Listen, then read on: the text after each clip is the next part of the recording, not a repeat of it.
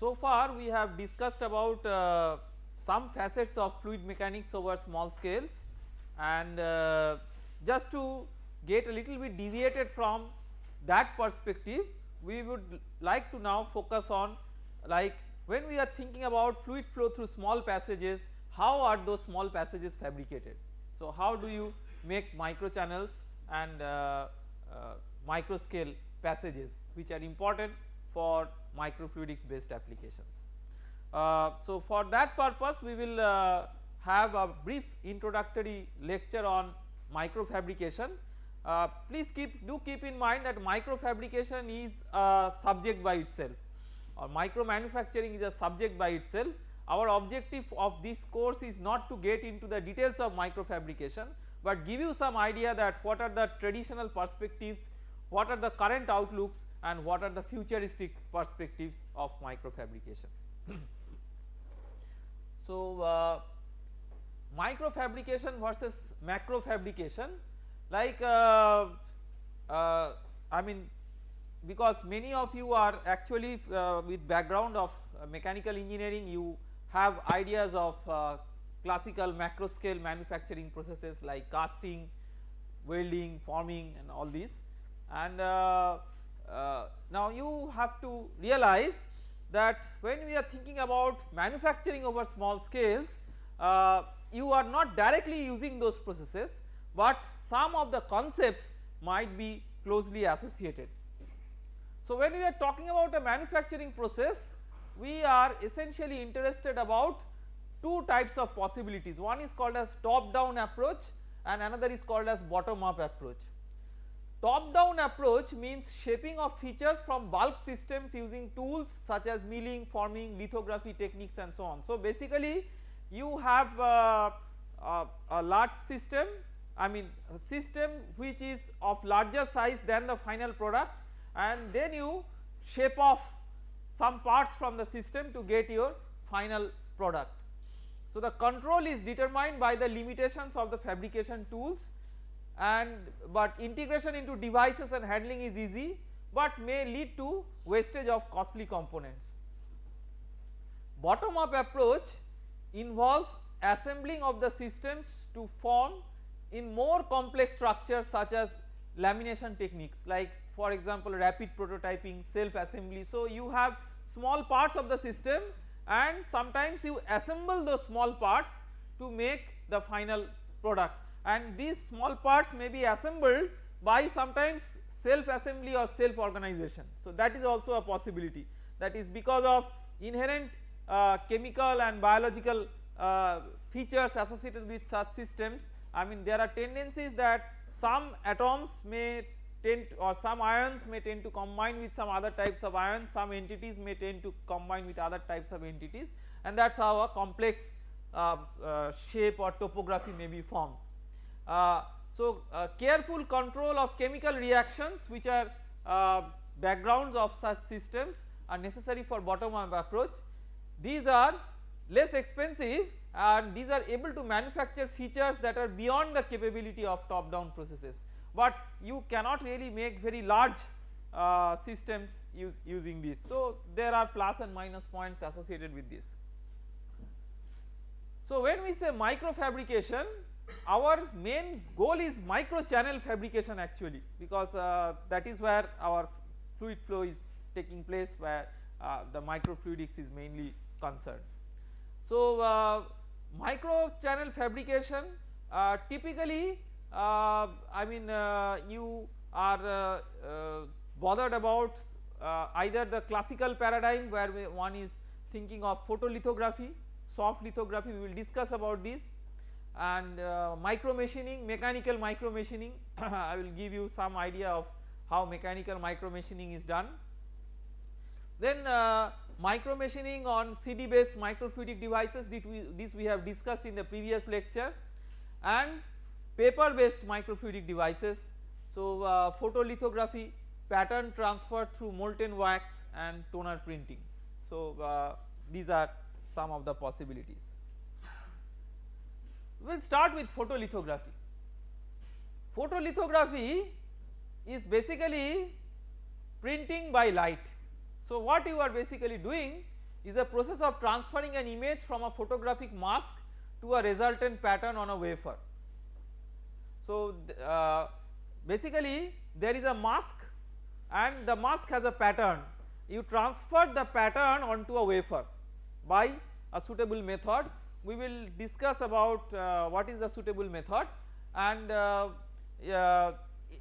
mean it is basically transferring a shape from the master pattern to the final object, that is what it is.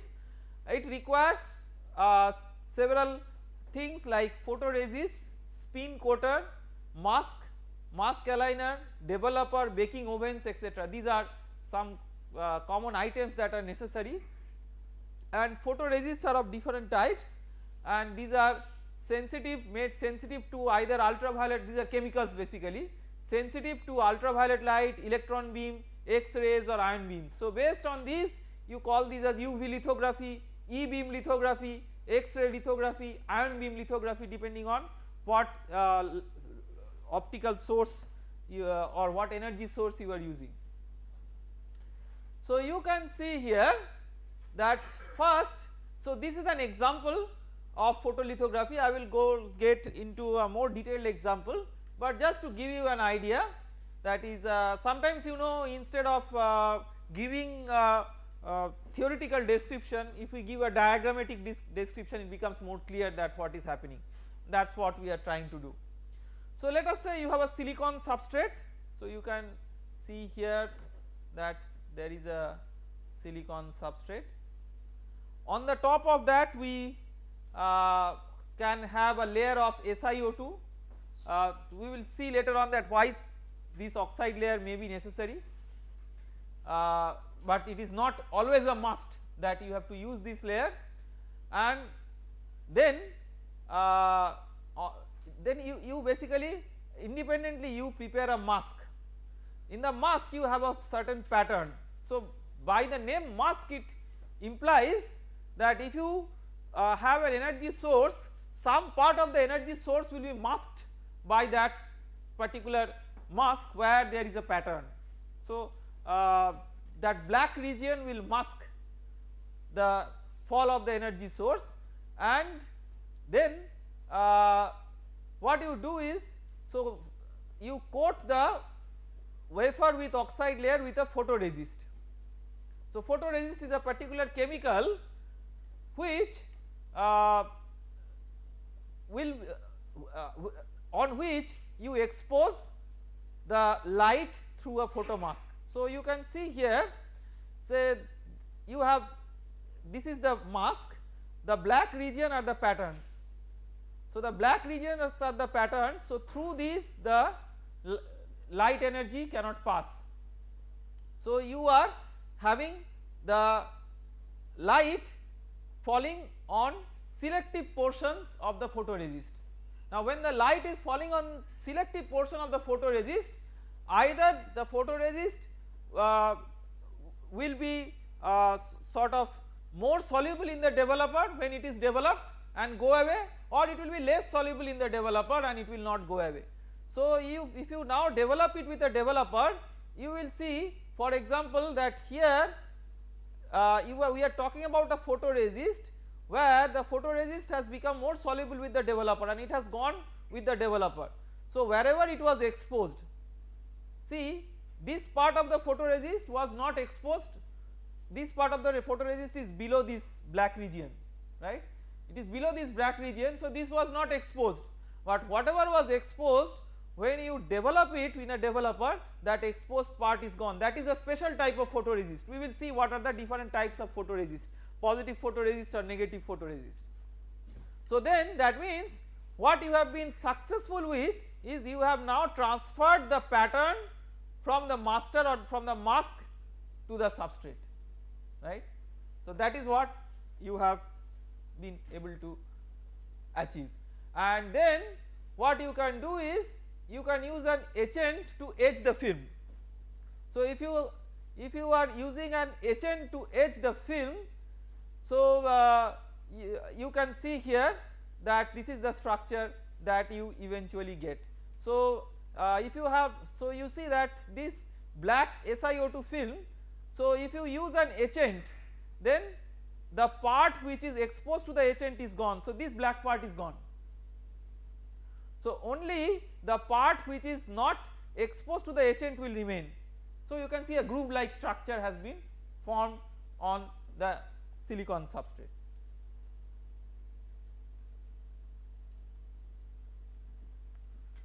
So now we will so we have a broad idea that what is the process.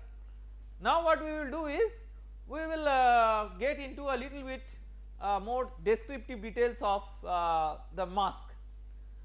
So mask is a template that allows selective exposure of a photosensitive surface to the pertinent radiation. Mask making, so making a mask is very important, and mask making consists of two steps. One is the layout of the design and then the pattern transfer to the mask. So typically the layout of the design you do it in a CAD software, like say for example AutoCAD or some kind of CAD software, and then you transfer that pattern to the mask. What are the properties of the mask? The mask must be transparent to optical wavelengths and must have extremely flat defect free surfaces. It is preferable that it has a coefficient of thermal expansion very similar to silicon, right. So it is just like, think of the mold and the pattern in the casting. The pattern is like mask. So I mean if you have an unequal thermal expansion, then that can give rise to defects.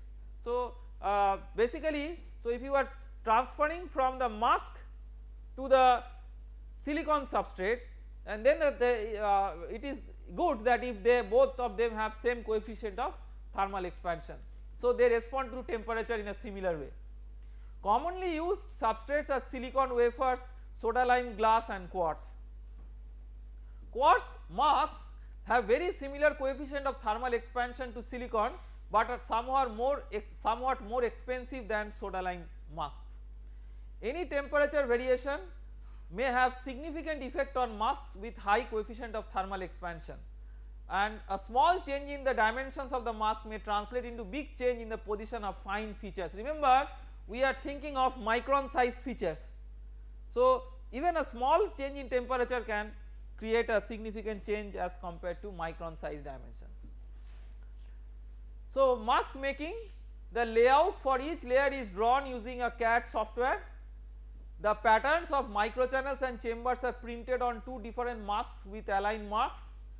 The CAD generated patterns are printed on the appropriate substrates. Silicon wafers, soda lime glass, quartz, or even transparency sheets. Transparency sheets are also, I mean many of you might not have seen transparency sheets, because I mean nowadays we use LCD projector for projecting presentations, but if you have seen a little bit old day presentations, I mean there are transparency sheets which are available for making overhead presentations. So transparency sheets are not very expensive sheets, and one can use this for like mask making.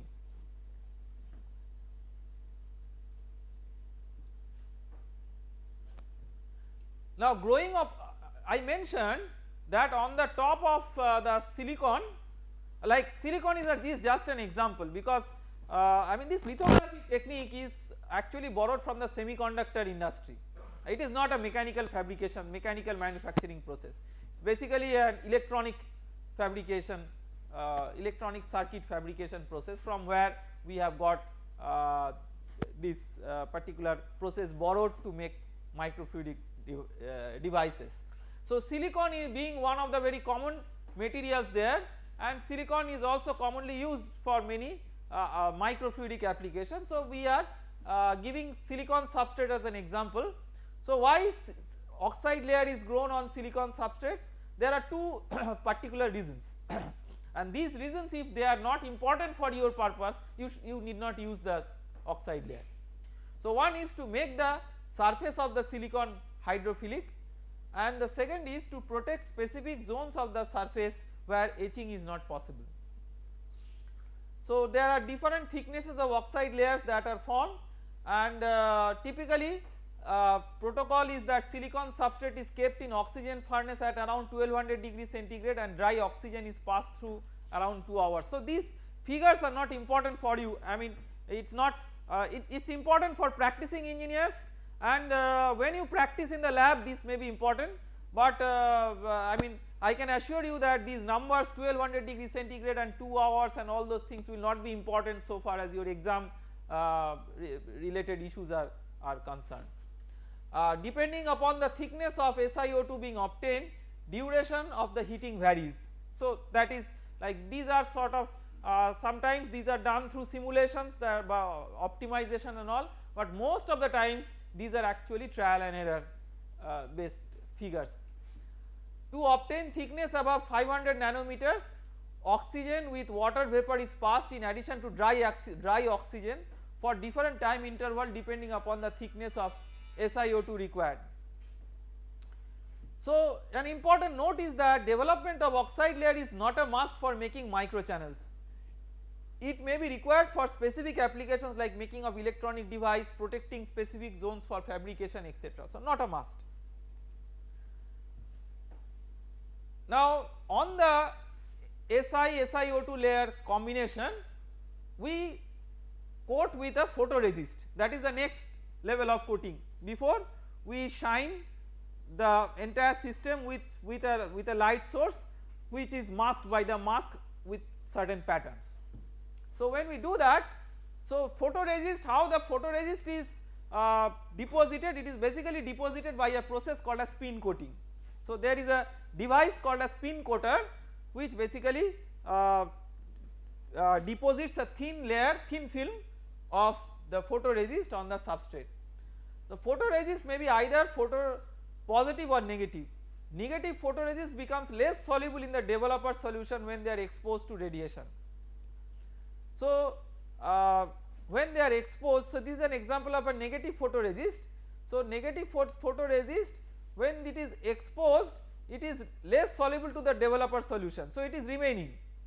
On the other hand, positive photoresist becomes more soluble after exposure, so here the photoresist is gone after development. So basically you can see that so far as this groove is concerned, you depending on the positive or the negative photoresist, you get either the positive replica or the negative replica, but the pattern is transferred. Positive photoresist can give higher resolution, typically they are aqueous based solvents and they are less sensitive. Negative photoresist is more sensitive, relatively tolerant to developing conditions, they are having better chemical resistance, and one of the very important points that they are less expensive, and that is why I mean a very common negative photoresist is used in many labs which is called as SU8, very common negative photoresist, and but it gives lower resolution and typically organic based solvents are used.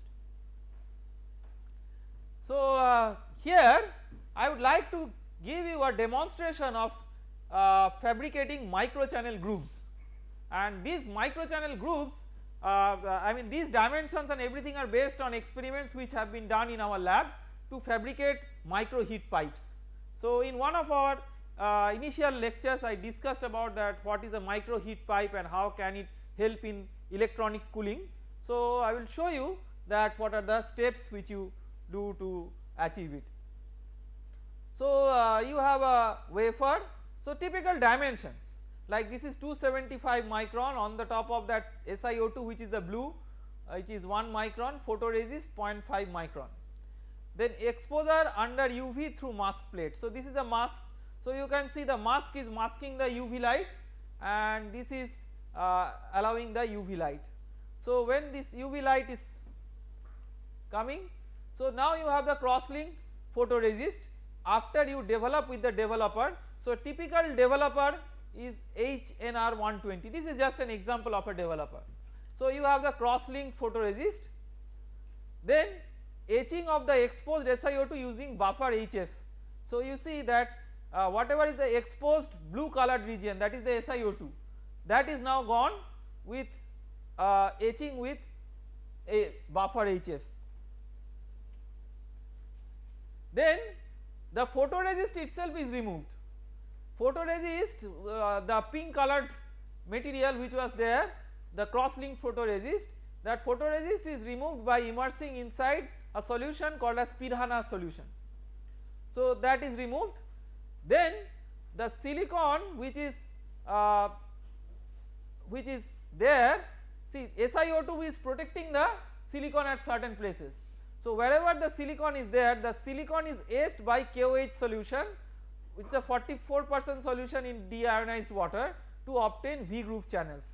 And because of the orientation of the natural slip planes and all, you will not get a rectangular shape, but the etching will give rise to this V groove. And typical etching is done at 70 degrees centigrades for 1 hour 30 minutes. These are again like experience based numbers.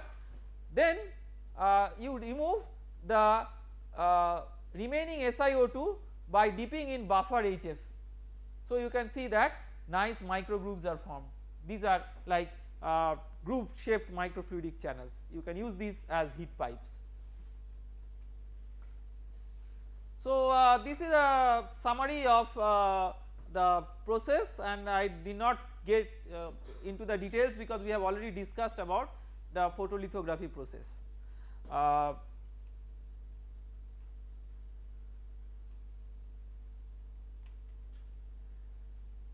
Now a process which is sort of related to the lithography technique but uses soft materials is known as soft lithography. So soft lithography refers to a family of techniques for fabricating or replicating structures using elastomeric stamps, molds and conformable photomasks. It is called as soft because it uses elastomeric materials, most notably PDMS. Soft lithography is generally used to construct features measured on micrometer to nanometer scale. So there are many techniques of soft lithography like micro contact printing, replica molding, micro transfer molding, micro molding and soft assisted micro molding. So these are all soft lithography techniques. I will show you 1 or 2 typical examples of how the soft lithography is done. But by this time you have heard from me about PDMS several times, that PDMS is a material commonly made for microfluidic channels and for many biological applications, and the question is why PDMS? Why do you use PDMS as a very common material?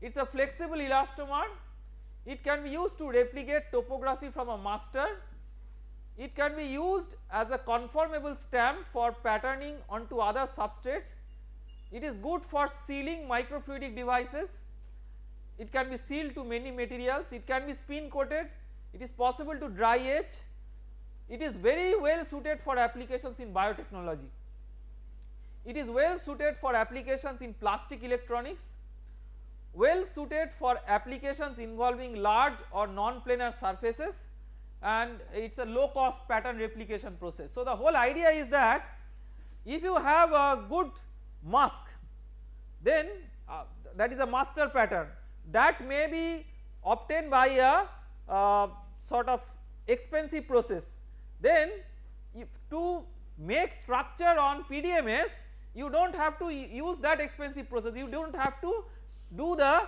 standard photolithography which requires a very controlled environment called as clean room. We will come to the concept of clean room later. So you can make the soft lithography process in a clean room free environment. Literally it is not clean room free because the mask that you have made requires a clean room, but once you make a mask you can replicate it to make several structures by using the PDMS. So you can have low cost pattern replication. So you can see, so this is a pictorial demonstration. So let us say that your mass is SU8 based structure. So pour PDMS onto the SU8 structures form, heat it, then peel off the PDMS layer. So it is just like casting if you see. So you see the PDMS that is being poured in the figure, then heat it, then peel off the PDMS layer and bond the PDMS mold with a glass, and then you make of plasma treatment and heat again. So simple schematic representation, the previous was a diagram to represent the generic process, but how do we make microchannels using that? So that is what is demonstrated in this figure, which is of particular importance to us for microfluidics based applications. So you have let us say that this is a mask and this is the SI structure on which you have photoresist. So you have developed a master. So this is the master pattern. Okay.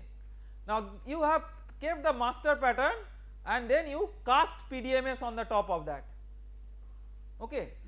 Then you remove the elastomer from the master. See, this is the shape that the PDMS has assumed.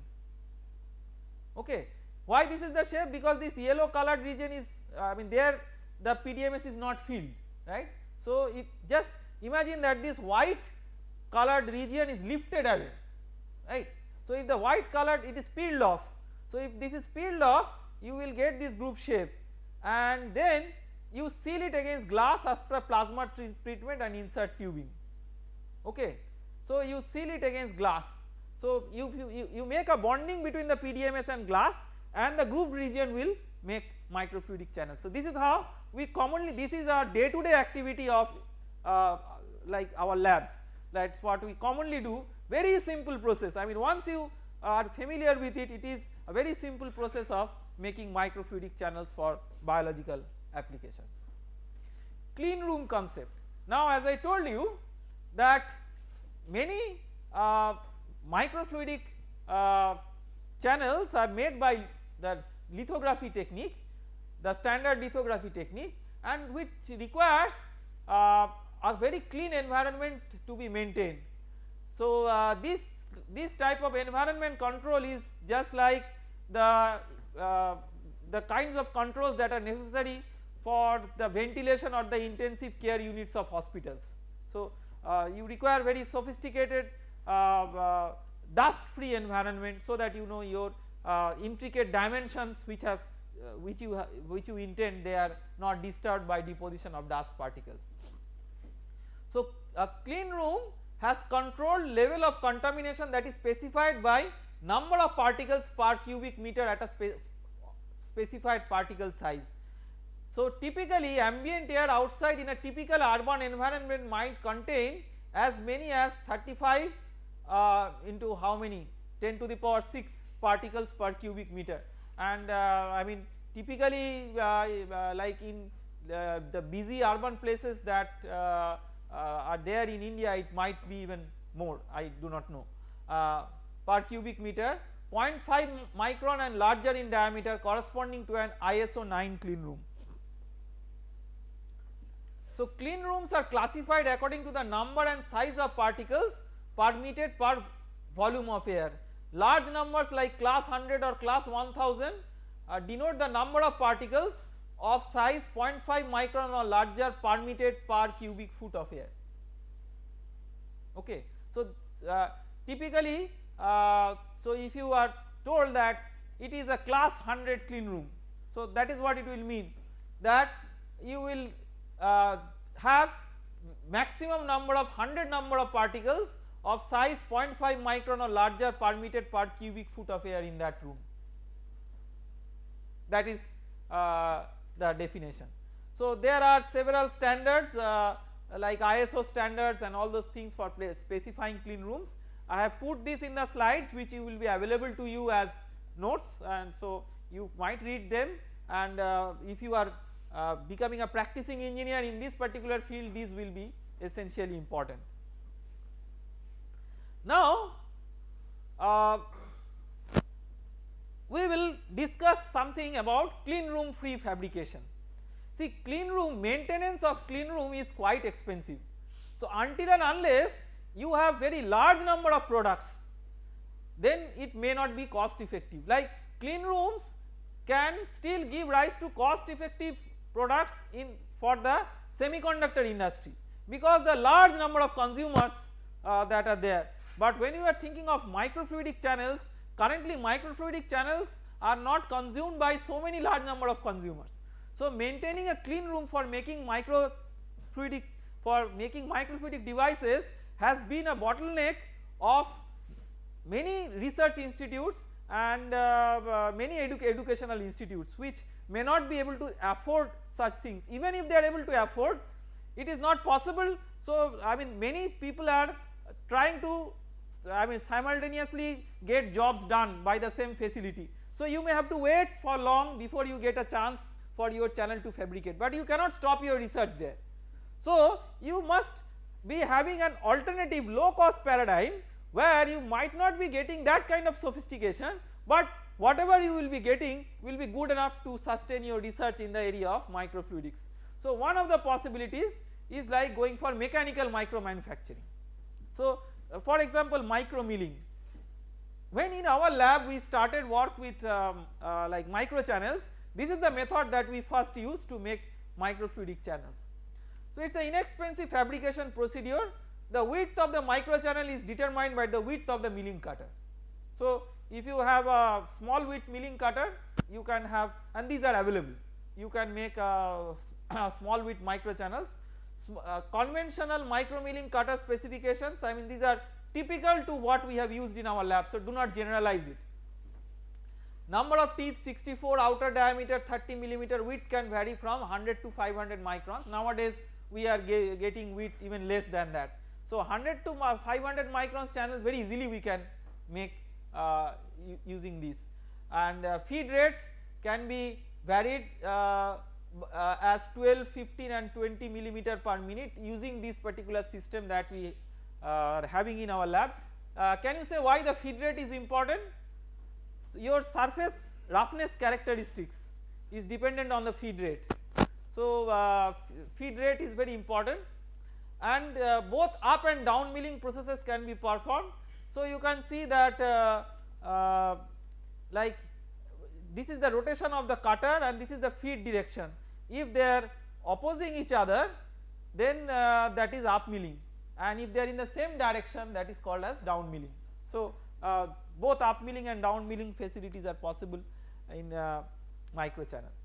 So typically when we are using micro milling, we are using a material which in loose name is called as perspex, or some people call it plexiglass, and it is actually a polymer PMMA, polymethyl methacrylate, PMMA.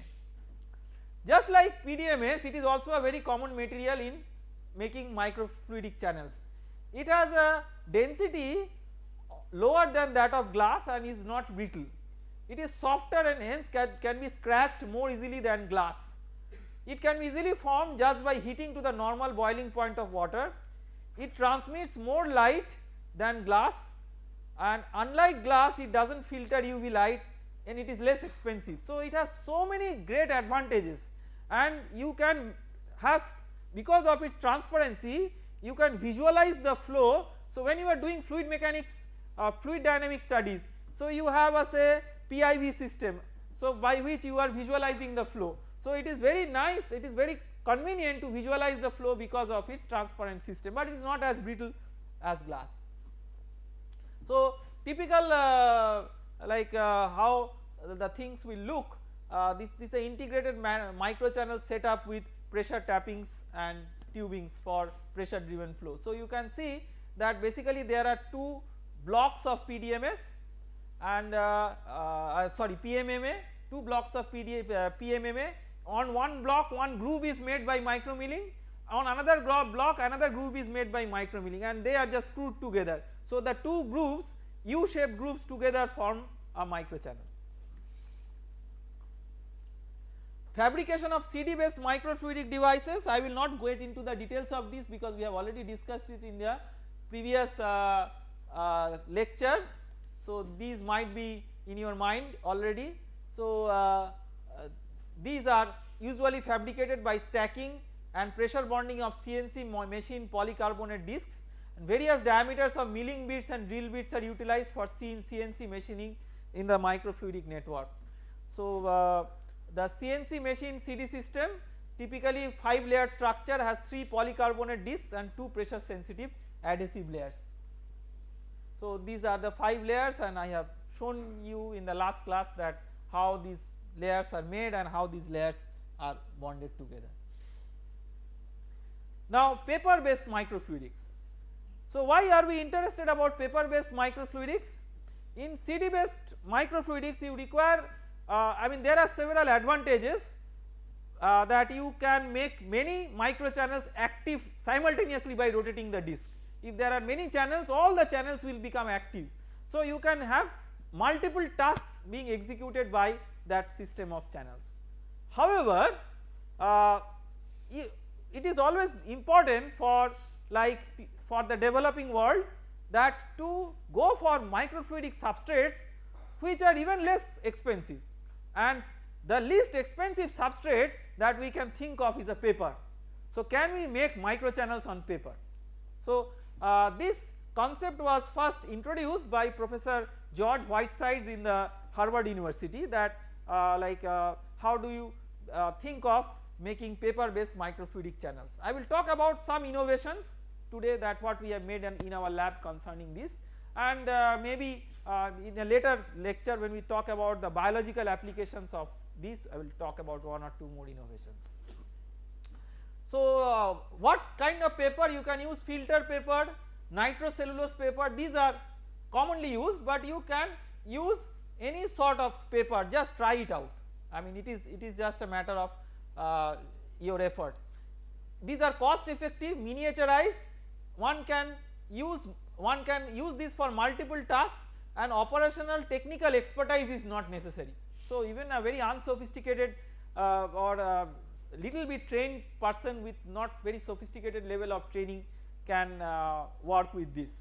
So basically what you are interested to do an ideal for point of care diagnostics. So what essentially you try to do in the paper based microfluidics. See, paper has a large number of pores.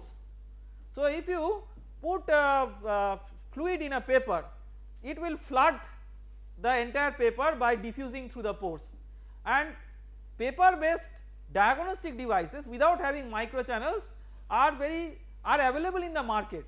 Like if you see for example the pregnancy test kits, I mean you will see that I mean those are like paper based devices. So any paper based device is not a paper based microfluidic device. Paper based microfluidic device is a device where you make microchannels on paper. How do you make microchannels on paper? You basically block the pores in certain transverse directions so that fluid will flow only along the longitudinal direction, that is the direction of your microchannel. So for that we usually are interested for low cost way of making microfluidic channels on paper, typically where no sophisticated infrastructure or clean room facility is necessary. But you can do paper, you can make microchannels on paper by lithography. For example, we will begin with that. You can for example soak the chromatography paper with a photoresist, and then you have a mask which is a design prepared in AutoCAD and printed on transparency sheet using a normal 600 dpi printer. With this you can have a minimum feature size of around 200 micron. So for this you do not require actually a clean room based process, but it is just a lithography process. So it is pre-baked at 110 degrees centigrade for around 10 minutes and exposed to UV light. So you can see that this structure which is there in the transparency, it is transferred to the paper, and then it is post baked at 110 degrees centigrade for around 10 minutes and rinsed in acetone. So you have the cross link photoresist which is this violet color that you see, and the white colored region is the paper channel. So it is just like the lithography process, but you can make even paper based microfluidic channels in a simple way. So this is a recent innovation that we had made in our lab. So when we have a paper based device, in the next chapter that we will study electrokinetics, that is how by exploiting electrostatics with hydrodynamics we can actuate fluid flow. So if you can now apply electric field, you can make the fluid flowing through the paper based device at a very fast rate, and if the paper based device is handling blood, that means you can diagnose blood very fast. So to do that, you know, you have to apply electric fields, and depositing electrodes on microfluidic systems are usually considered to be expensive processes. So what we did is, instead of using any standard electrode deposition technique, we scratched the paper with pencil, and this is what is shown in this black region, and this graphite in the pencil acted as electrodes, and then you connect it with copper wire leads. So this is now a paper and pencil device. So if you have a low cost microchannel fabrication system on a paper, couple that with the pencil based electrode scratching, then you can have a very low cost diagnostic platform which is ready for use of blood testing. So there are fabrication. Now how do you fabricate microstructures on paper? So you can have physical blocking of pores, that is what one possibility that I had told, or physical deposition of reagent on a paper, chemical modification of the paper, or two dimensional shaping or cutting. Accordingly, there are several techniques which are available, like photolithography, PDMS printing, laser treatment, inkjet etching, wax printing, wax screen printing, flexographic printing, plasma treatment, inkjet printing, and so on and so forth. So depending on, so either you block pores or you make new structures on paper. So basically your objective is to direct the liquid flow in a certain direction on the paper. So this is a different way in which you can do it as compared to what we showed in the previous slides. So pattern transfer through molten wax on a paper. So how it is possible? So you have a AutoCAD design that is printed on this PMMA sheet, then you wax it and heat at around 70 degrees centigrade. So at this temperature molten wax solidifies within the groove which is made. So molten wax solidifies when it cools down to room temperature. So this basically melts the wax at 70 degrees centigrade, and when you bring it to the room temperature, it will solidify, and it will solidify in the groove, but there will be some excess wax. So the excess wax is removed, that is spread over the sheet, and the PMMA sheet is clamped with paper and heated at 70 degrees centigrade for 10 to 30 seconds. So then this wherever this wax is there, that is now, when it is clamped with paper, then there is a transfer of molten wax on paper by fixing the paper with the PMMA sheet. So from the PMMA sheet the wax will be transferred, the wax pattern will be transferred to the paper sheet if you clamp them tightly. So this is basically pattern transfer. There is another very low cost fabrication of paper based devices. I mean, these typical low cost fabrication processes we follow in our lab, so that is why I am discussing about this. So you make toner printing through inkjet printer. So what you do is that printing is done on each side of the paper using inkjet printer. A typical commercial inkjet printer name is given, but it is not a must that you use it. Once the print was done, the paper was heated on a hot plate at 200 degrees centigrade for 4 to 5 minutes, so that toner particles can properly embed within the pores of the matrix. So this is how, so basically you block the pores by embedding toner particles. So this black region is the toner particle. So although you have pores, but what you do is that by embedding toner particles in the transverse direction, you do not allow the fluid to flow. So fluid will flow only in the longitudinal direction, but you have to do it on both sides of the paper because the pores are 3-dimensional structures. So if you do it in one side, then you can see fluid is leaking, so that you cannot do. So using this you can fabricate complex structures on paper. So like you can use paper as a mixing device to make microfluidic mixing, study reactions and so on. Now what next? See, we have discussed about microfluidic platforms, starting from microfluidic channel fabrication platforms, starting from high cost paradigm to low cost paradigm, ultra low cost paradigm, whatever. But what are the new research issues? So you have to think of that when we are making micro channels, many times our objective is to study the biological phenomena inside human bodies. For example, how blood is transmitted through a complex topographically complex arrangement of network channels. So that is one thing. Sometimes we are interested to study drug delivery. For example, in some cancer treatments it is necessary that you basically do a arterial chemoembolization. That means what you do is that you pass a particular medicine, you load a particular type of bead with a particular medicine and pass that medicine through small passages of arterial and venal networks, and then what you basically do is that this medicine will be targeted to the tumor cells. So what they will do, they will serve two purposes. One purpose is that they will block the supply of oxygen to the tumor cells. So that will give rise to ischemia and cell death, but that does not mean that the cell cannot do DNA replication. So for that you have to destroy the cell chemically. So what for that you basically supply drugs on the tumor cells. So you actually achieve two purposes. One is you block the oxygen supply by going through the small vessels, and by blocking the small vessels the capillary networks which are commonly created around cancer cells, so that cancer cells are supplied with nutrients. So you block those, that is number one.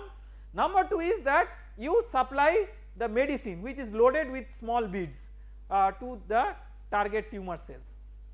So now this entire process of course can be trialed with a human being, and then you can see that whether it is becoming successful or unsuccessful, or it can be trialed with an animal. You know that many times drugs are trialed first with animals and then with humans, and then drugs come to the market.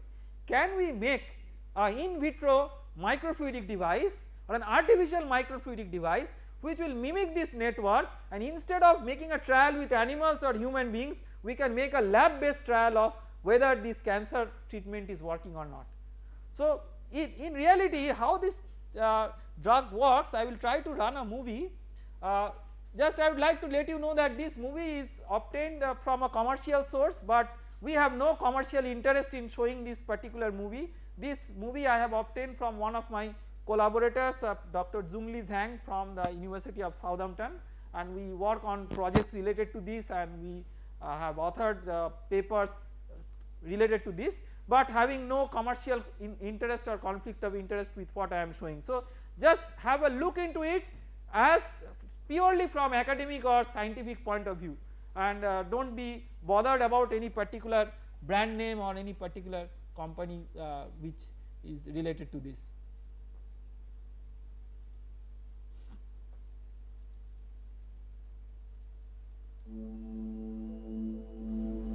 Hepatocellular carcinoma, or HCC, is one of the most common cancers worldwide, and the third highest cause of cancer-related deaths. Less than a third of HCC patients are eligible for the curative treatments of resection, ablation, or transplantation. For these patients, the only treatment option with a proven survival benefit is transarterial chemoembolization, or TACE. DC bead is a drug delivery embolization system that brings a new level of accuracy and tolerability to the TACE procedure, precision TACE. DC bead is composed of a sulfonate-modified hydrogel macromer containing negatively charged sites. This allows DC bead to bind with positively charged drugs such as doxorubicin. Using aseptic technique, doxorubicin is loaded into DC bead. The positively charged doxorubicin binds preferentially to negatively charged sulfonate groups, displacing water from the bead during the loading period. Precision TACE is a minimally invasive catheter-based procedure. The drug-loaded beads are drawn up into a syringe and mixed with non-ionic contrast medium to aid delivery and visualization. Following angiography, the catheter is inserted into the common femoral artery and then carefully positioned in the feeding vessel of the tumor. DC bead is slowly injected into the catheter. The DC bead drug delivery embolization system has been specifically developed to contain the chemotherapeutic drug until it reaches the tumor, maximizing tumor delivery and minimizing systemic exposure. The calibrated nature of the beads ensures targeted vessel occlusion, stopping intratumoral blood flow and causing ischemia and tumor cell destruction. Once at the tumor site, DC bead starts a controlled release of the drug. Doxorubicin enters the ischemic cells, preventing DNA replication and destroying membrane proteins. This results in apoptosis and cell death. The controlled drug delivery from DC bead is sustained over an extended period of up to 14 days, with peak drug delivery 3 days after the precision TACE procedure. Tumor necrosis can be seen 2 to 3 weeks after delivery, resulting in reduced viable tumor burden. Due to the targeted nature of the drug release, virtually no drug-related toxicities have been reported in published clinical trials, and pharmacokinetic data show a 2-log reduction in systemic levels of doxorubicin compared to conventional TACE. The high tolerability of precision TACE should support patient acceptance and encourage adoption of this new and highly effective treatment option. DC bead delivering precision TACE is the new standard in safe and effective treatment of unresectable hepatomas.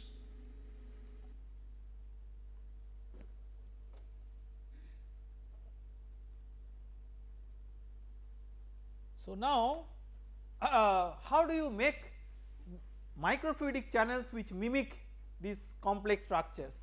So microchannel network design. So you can make microchannel network design on the basis of microvascular geometries and bifurcation structures and blood flow conditions of selected vascular regions. A range of bifurcation shapes can be designed using CAD software, and then devices are fabricated on 2 PMMA sheets using micromilling protocol. Alternatively, PDMS based microchannel can be fabricated by soft lithography. But the question is, are these channels, and it is a $1 million question, are these channels which we are trying to fabricate as flexible as that of blood vessels in human bodies? So that the idea is not just make complex networks of channels, but complex networks of channels which are biomimetic microfluidic devices. So one can cast typical materials, for example collagen, into a PDMS gasket with a needle held across the casting chamber. On collagen polymerization, the needle is extracted to create a hollow cylindrical channel with a collagen material. Collagen is related to tissue engineering.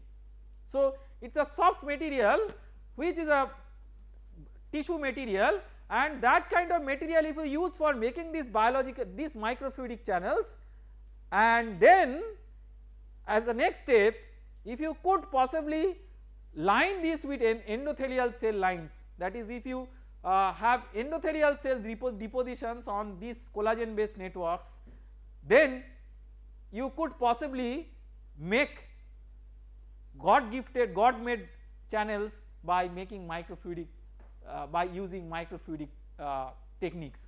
So if that is what is common, that is what is possible, then many mysteries in human body can actually be unveiled by microfluidic experiments done in laboratories, and that is where the futuristic direction in microfabrication research should go to. The job is very challenging because the flexibility of the microfluidic channels in human bodies, that depends sensitively on many things. One is that it varies sensitively with local blood pressure in a very unknown and in a very complex manner, and that is, it is very difficult to mimic that in a paradigm of microfabrication. So how do we make microfluidic channels which are as flexible as that of micro channels in human bodies?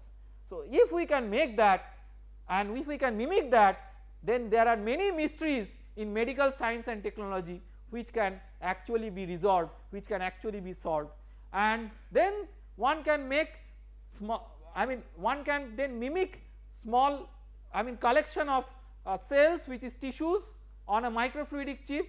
One can then go for a collection of tissues to make organs on a chip, and there are concepts of organs on a chip, but the organs on a chip, the concept, from concept to the realization of organ on a chip where it will behave functionally exactly like organs is something which is a matter of great importance.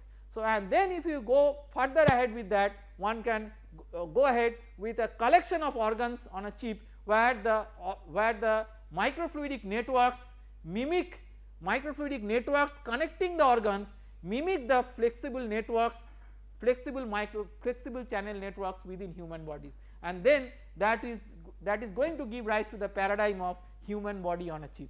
So one can see that starting from the very basics of microfabrication, how can we go ahead, and these are not just fancy stories or fairy tales. Research is currently going on in many laboratories in the world towards these directions, and if these are the real possibilities, and then one can really revolutionize the medical engineering and medical advancements in medical science using microfabrication. Thank you very much. We will stop here today.